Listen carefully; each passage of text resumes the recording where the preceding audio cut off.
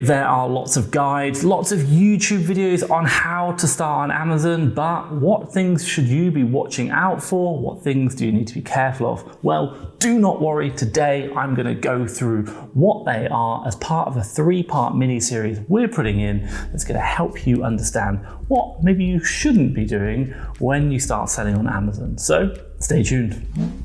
Right, if you don't know who I am, my name is Thomas Parkinson and I am an online arbitrage seller selling in the UK for 4 years now. And if you want to know, I'm on a mission to do £1 million in revenue by the end of 2021 over an 18-month period. I'll drop a link to a video up there. You can watch that, see my journey as it's going on.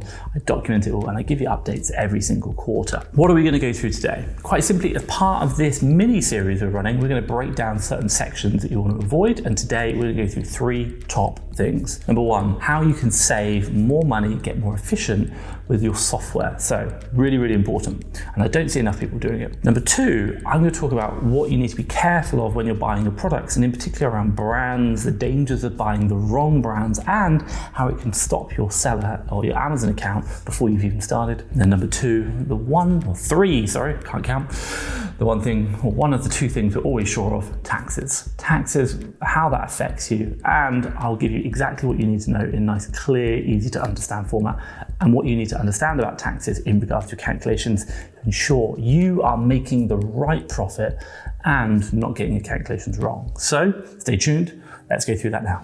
Right, okay, so first things first, number 1, we're talking about software tools. Now, you are going to be bombarded, bamboozled by all the different types of software that you should be buying or should be buying and using. Now, quite simply, what I'm going to say to you is, if we just put it really simply, pretty much all of these tools, they'll all have some kind of offer. They'll generally have a free trial period that you can use. You want to take advantage of all of that.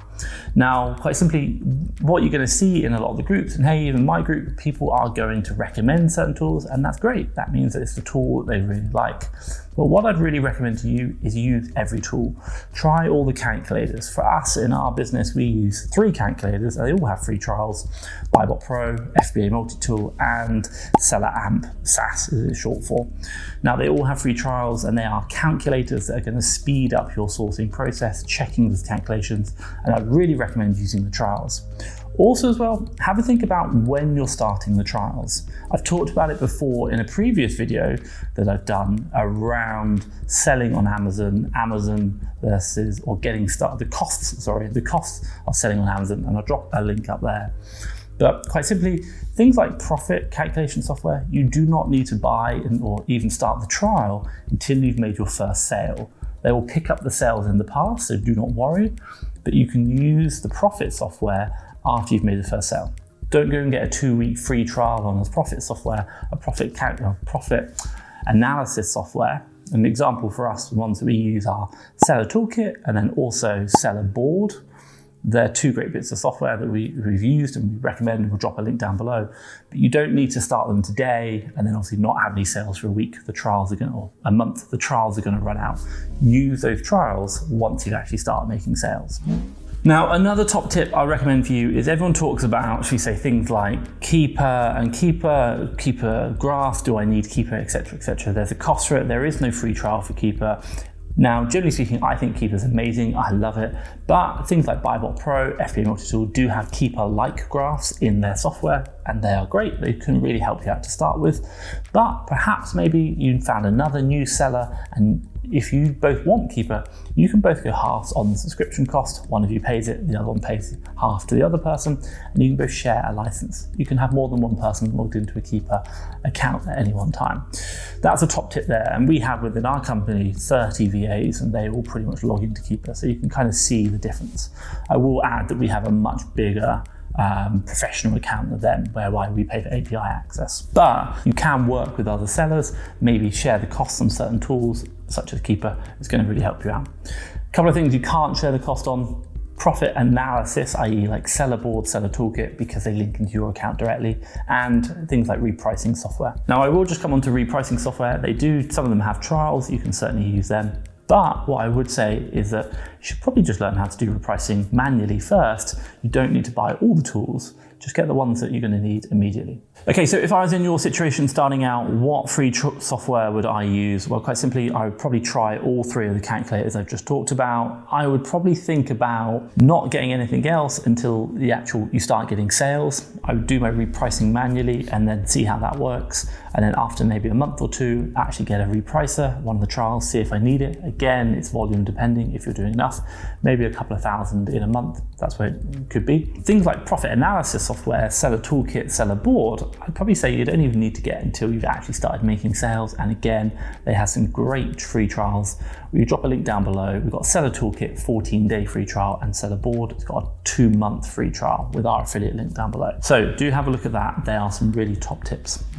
Okay, so second thing, I want to talk about intellectual property complaints.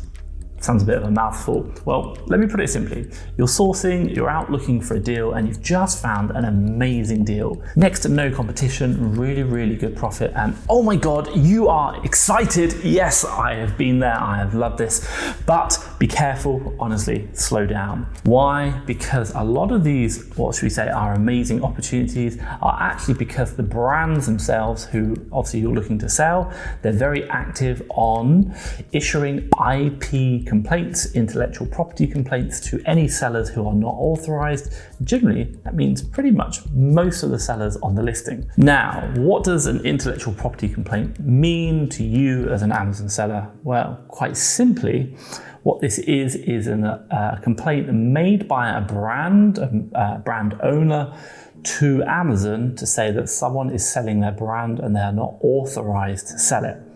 Now, unfortunately, Amazon doesn't tell you when you try to add the product to inventory. You can even actually physically sell it, but it doesn't mean that you are safe because the brand can still raise a complaint after you start selling. It's not a perfect world, and unfortunately these things do happen. So be very, very careful. What are you looking out for? Well, quite simply, if you do get an IP complaint, what happens? Well, I'll drop a picture up here of, should we say, my account health and a picture of where the IP complaint comes from, and you can see what that looks like. Now, quite simply, if you're going to get one, it's not going to be the end of the world.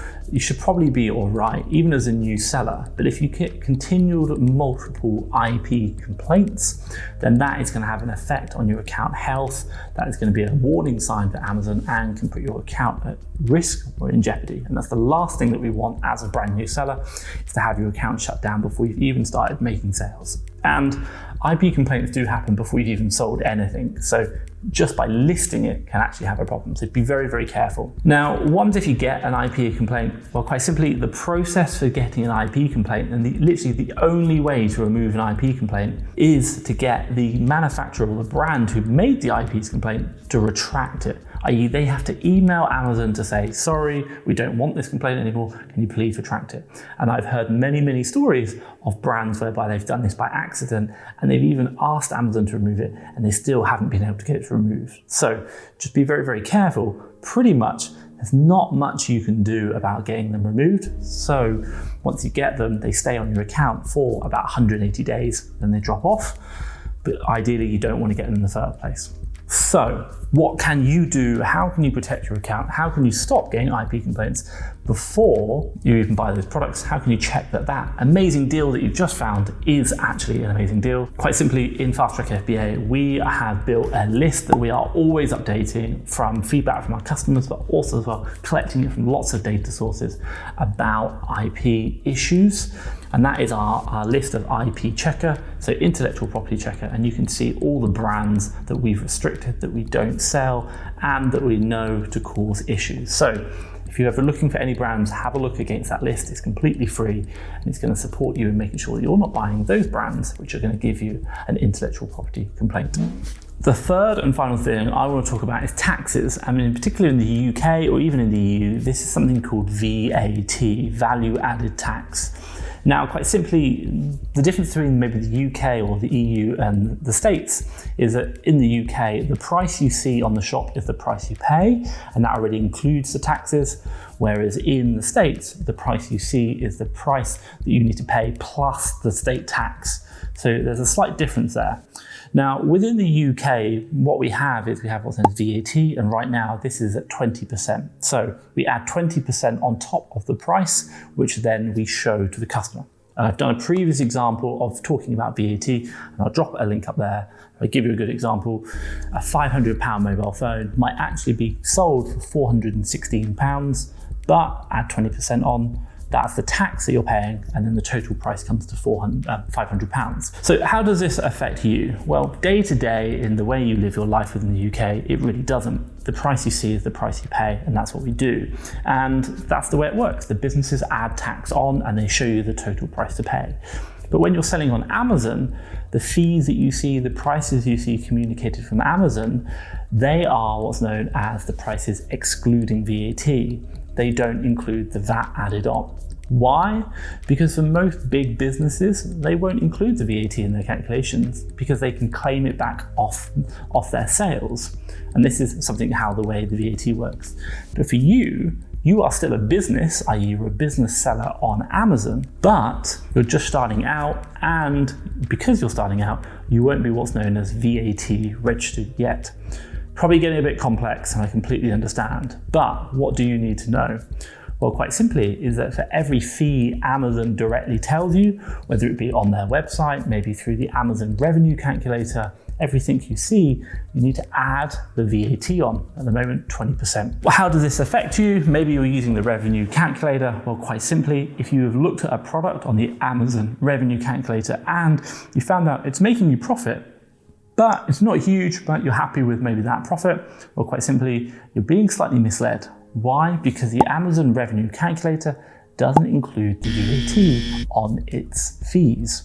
And the fees are the referral fee, the FBA fee, and the closing fee.